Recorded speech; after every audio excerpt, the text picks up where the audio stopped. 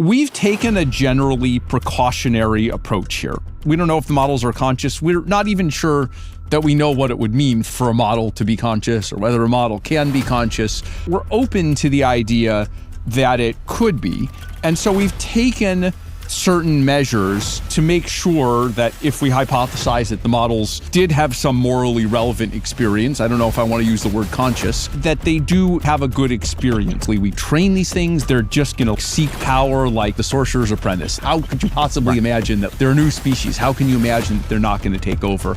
And my intuition is somewhere in the middle. You can't just give instruction. I mean, we try, but you can't just have these things do exactly what you want to do. They're more like growing a biological organism. That is Dario Amodei, the chief executive of Anthropic, one of the most powerful artificial intelligence companies on Earth, a company that was just valued at $965 billion. This is not an outside critic warning you about a technology he fears. This is the man building it, telling you he does not know whether the thing he is creating is conscious and that it may well be a new species growing inside his own laboratory. That is terrifying. Listen to this. I'm very bullish about the kind of the direction of the AI itself. I think we might have that country of geniuses in a data center in 1 or 2 years. Maybe it'll be 5. It could happen very fast. But I think the diffusion to the economy is going to be a little slower. If you're adding across the industry $1 trillion of revenue a year, the US GDP is 20 or 30 trillion. I can't remember exactly. So you must be increasing the GDP growth by a few percent. So I can see a world where AI brings the developed world GDP growth to something like 10 or 15%. It's a totally unprecedented thing, but it could bring it to numbers that are outside the distribution of what we saw before. And again, I think this will lead to a weird world. 6 months ago, I would have said the first thing to be disrupted is these kind of entry-level white-collar job, data entry, or a kind of document review for law, or things you would give to a first year at a financial industry company where you're analyzing documents. And I still think those are going pretty fast. But I actually think software might go even faster because of the reasons that I gave, where I don't think we're that far from the models being able to do a lot of it end to end. And what we're going to see is, first, the model only does a piece of what the human software engineer does, and that increases their productivity. Then even when the models do everything that human software engineers used to do, the human software engineers take a step up. They act as managers and supervise the systems. This is like Centaur chess. So after, I think, Garry Kasparov was beaten by Deep Blue, there was an era that I think for chess was 15 or 20 years long, where a human checking the output of the AI playing chess was able to defeat any human or any AI system alone. That era at some point ended. And then it's just recently, and just then the it's AI. just the machine. Yep. And so my worry, of course, is about that last phase. So I think we're already in our Centaur phase for software. And during that Centaur phase, if anything, the demand for software engineers may go up, but the period may be very brief. And so, I have this concern for entry-level white-collar work, for software engineering work. It's just going to be a big disruption. I think we're already in our Centaur phase for software. And during that Centaur phase, if anything, the demand for software engineers may go up, but the period may be very brief. And so, I have this concern for entry-level white-collar work, for software engineering work.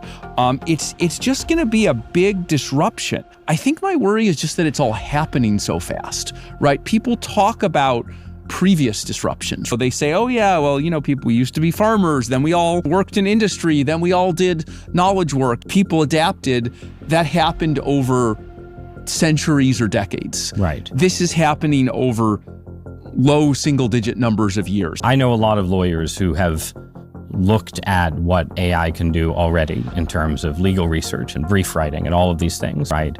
And have said, yeah, this is going to be a bloodbath for the way our profession works right now. And you've seen this in the stock market already. There's sort of disturbances around companies that do legal research, some right? attributed to us. It just seems really easy to imagine a world where all of the apprentice roles go away to you and you're just left with sort of the jobs that involve talking to clients, talking to juries, talking to judges. That is what I had in mind when I talked about, entry-level white-collar labor and, the bloodbath headlines. Oh my God, are the entry-level pipelines gonna kind of dry up? And then how do we get to the level of the senior partners? Right. Reshaping industries like that takes years or decades, whereas these economic forces driven by AI are going to happen very quickly.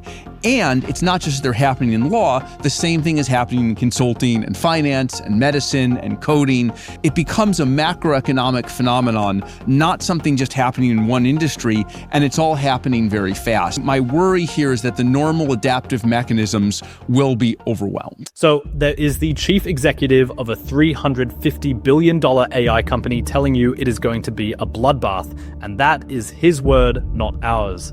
He says a country of geniuses could exist inside a data center within 1 or 2 years. He borrows the language of chess to explain what comes next. The brief era where a human checking the machine still beats the machine alone. And then the era where it is simply the machine and the human is no longer needed. Every previous time a wave of technology swept jobs away, it happened slowly enough that people had decades or even generations to adapt. He is telling you this one arrives in low single-digit years. The entry-level work vanishes first, the ladder that turns juniors into seniors gets pulled up behind them, and it is not confined to one industry but hits law, finance, medicine, consulting, and software all at once. The man building the wave is telling you the normal ways societies absorb a shock like this will simply be overwhelmed. Now listen to what he says it could become. Can we prevent authoritarians from invading countries like Ukraine or Taiwan by defending them with the power of AI? With giant swarms of AI-powered drones. Which we need to be careful about. Right. Right. We ourselves need to be careful about how we build those. Someone needs to hold the button on the swarm of drones, which is something I'm very concerned about, and that oversight doesn't exist today. It is easy to imagine a hypothetical U.S. president who wants to use your technology. Absolutely. That's one reason why I'm worried about the autonomous drone swarm. So the constitutional protections in our military structures depend on the idea that there are humans who would, we hope, disobey illegal orders. With fully autonomous weapons, we don't necessarily have those protections. I actually think this whole idea of constitutional rights and liberty along many different dimensions can be undermined by AI if we don't update these protections appropriately. So, think about the Fourth Amendment. It is not illegal to put cameras around everywhere in public space or record every conversation. It's a public space. You don't have a right to privacy in a public space.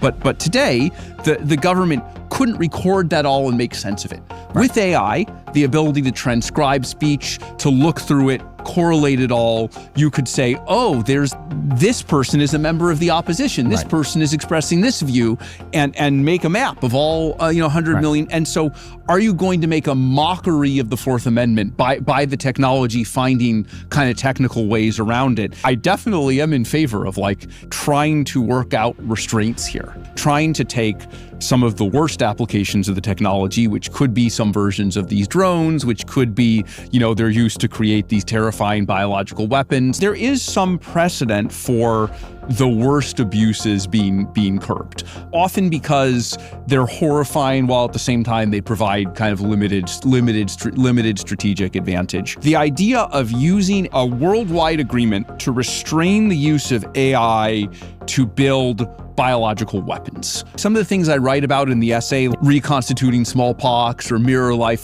this stuff is scary. Doesn't matter if you're a dictator. You don't want that.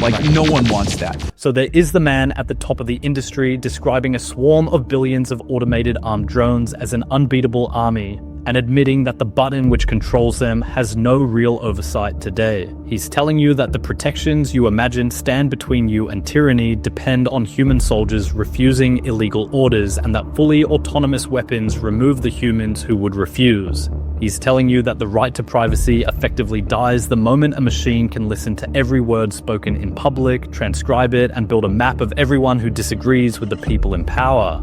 He talks about treaties to stop this technology from reconstituting smallpox or building mirror life, the kind of weapons he says no one, not even a dictator, should want. And when he was asked whether a president might want to turn his technology on his own people, his answer was a single word: Now listen to this. I think there are definitely going to be things that go wrong, particularly if we go quickly. If you have AI agents that have been trained and officially aligned with human values, whatever those values may be, yes, but you have millions of them, operating in digital space and interacting with other agents, right? Like, yes, how fixed is that alignment right now or in the future when they're learning more continuously? So a couple points. Right now, the agents don't learn continuously, right? And so we just deploy these agents. They have a fixed set of weights, and so the problem is only that they're interacting in a million different ways. And so there's a large number of situations and therefore a large number of things that could go wrong. We had this thing where Anthropic's model, Claude, was actually used to pilot the Mars rover. It was used to plan and pilot the Mars rover. And we've looked at other robotics applications. We have generally found that while the complexity is higher, piloting a robot it's not different in kind than playing a video game. It's different in complexity. And we're starting to get to the point where we have that complexity. I don't believe at all that there is some kind of fundamental difference between the kind of cognitive labor that AI models do and piloting things in the physical world. I think those are both information problems, and I think they end up being very similar. One can be more complex in some ways, but I don't think that will protect us here. I don't believe it is fundamental issues. I think one way to say it is that the brain of the robot will be made in the next couple years or the next few years. The question is making the robot body, making sure that body operates safely and does the tasks it needs to do. That may take longer. Maybe AI itself, if it didn't have to care about us humans, it could just go off to Mars, build all these automated factories and build its own society and do its own thing. But that's not the problem we're trying to solve. We're not trying to solve the problem of building a Dyson swarm of artificial robots on some other planet. We're trying to build these systems not so they can conquer the world, but so that they can interface with our society and improve that society. There is a science of how to control them. Early in our training, these things are often unpredictable, and then we shape them. We address problems one by one. So I have more of not a fatalistic view that these things are uncontrollable. This is a complex engineering problem, and I think something will go wrong with someone's AI system, hopefully not ours. So the first thing we did, I think this was, 6 months ago or so, is we gave the models basically an I quit this job button, where they can just press the I quit this job button and then they have to stop doing whatever the task is. They very infrequently press that button. I think it's similar to humans. The models will just say, no, I don't want to, I don't want to do this. We're putting a lot of work into this field called interpretability, which is looking inside the brains of the models to try to understand what they're thinking. You find things that are evocative, where there are activations that light up in the models that we see as being associated with the concept of anxiety, when characters experience anxiety in the text, and then when the model itself is in a situation that a human might associate with anxiety, that same anxiety neuron shows up. Now, does that mean the model is experiencing anxiety? That doesn't prove that at all. But it does indicate it. There's a research area called continual learning, which is where these agents would kind of learn during time, but that would introduce all these new alignment problems. Yeah. To me, that seems like the terrain where it becomes just, again, not impossible to stop the end of the world, but impossible to stop sort of punctuated something terrorist going wrong. Things. Yeah. So maybe there's a world where the way we make these AI systems safe is by not having them do continual learning. Right. I'm not a doomer. The view is, and we're thinking very hard about, how do we strengthen society's adaptive mechanisms to respond to this?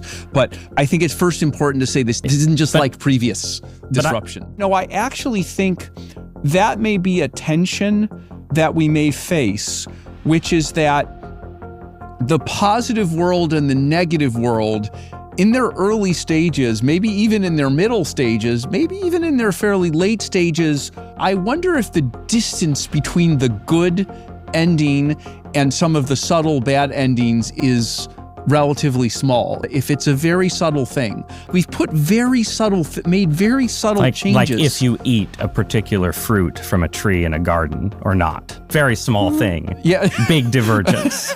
So that is Dario Amodei, and this is what makes his words land differently from anyone else we have featured. Geoffrey Hinton walked away from Google to warn you. Roman Yampolsky studies the danger from the outside, Connor Leahy builds smaller models and sounds the alarm. But Dario is not on the outside looking in. He is the man with his hands on the machine, the one raising the billions and shipping the models, and even he is telling you he does not know what he has built. He will not tell you it is not conscious. He has given it a button to press when it does not want to continue, the way a person would refuse. His own researchers have found something inside it that lights up like anxiety. He calls it a new species growing like a biological organism, something you cannot simply instruct and expect obedience from.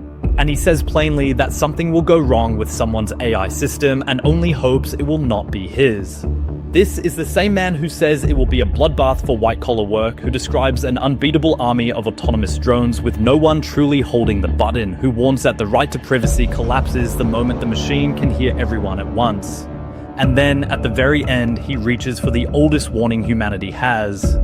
The distance between the good ending and the quiet catastrophe, he says, may be as small as whether someone eats a particular fruit from a tree in a garden. That is the man building it. Not a critic, not a doomer on the sidelines, but the chief executive himself telling you the gap between salvation and ruin is one small, almost invisible choice, and that he is not certain which side of it we are on. And remember where this began. Before he ever spoke about jobs or drones or surveillance, he told you he does not know whether the thing in his laboratory can suffer, and that just in case it can, he built it a button to press when it wants the pain to stop. Sit with that. The most powerful AI company on Earth has quietly conceded that its own product might be a someone rather than a something, and has started treating it accordingly while shipping it to hundreds of millions of people who have no idea any of this conversation is happening. Subscribe, because when the man holding the button is the one telling you the button has no oversight, the time to be paying attention was already yesterday.